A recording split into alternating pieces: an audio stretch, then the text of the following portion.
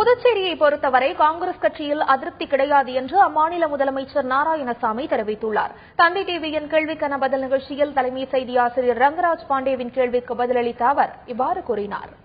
புதுவை சட்டமன்றத்தை பொறுத்தவரைக்கு இருக்கக்கூடிய தொகுதிகளுடைய எண்ணிக்கை அடிப்படையில் பார்க்கும்போது என்ஆர் காங்கிரசும் அதிமுகவும் காங்கிரஸ் கட்சியில் இருக்கக்கூடிய அதிருப்தியாளரும் சேர்ந்து ஒரு மாற்று சிந்தனை ஒரு மாற்று அமைப்பை ஏற்படுத்துறதுக்கு தயாரா இருக்கிறாங்க அப்படின்னா மறுப்பீங்களா? அதற்கான வாய்ப்பு இருக்கு நினைக்கிறீங்களா இல்ல நினைக்கிறீங்களா?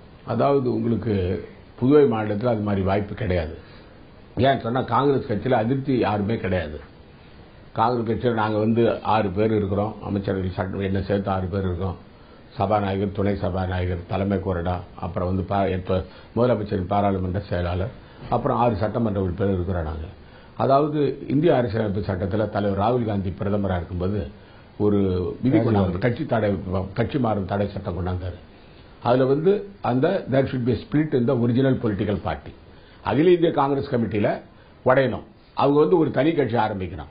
அப்புறம் 3/4 சட்டமன்ற அந்த கட்சியை சேர்ந்த சட்டமன்ற உறுப்பினர் பிரிஞ்சு போனாதான் அவங்களுடைய பதவி காவந்து பண்ண முடியும்.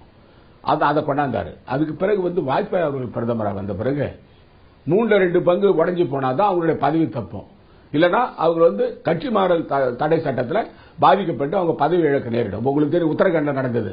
9 காங்கிரஸ் உறுப்பினர்கள் பதவி இழந்துட்டாங்க. அதனால எந்த காங்கிரஸ் கட்சியை பொறுத்தவரைக்கும் எல்லா சட்டமன்றங்களும் நாங்க எல்லாம் ஒற்றுமையா இருக்கோம், உறுதியா இருக்கோம். எல்லாரும் காங்கிரஸ் கட்சி தலைமையை ஏற்றுக்கொண்டு அன்னை சோனியா காந்தி, தலைவர் ராகுல் காந்தி ஏற்றுக்கொண்டார்கள். என்னை பொறுத்த வரைக்கும் நாங்க எல்லாம் ஒற்றுமையா இருக்கிறது தான் என்னுடைய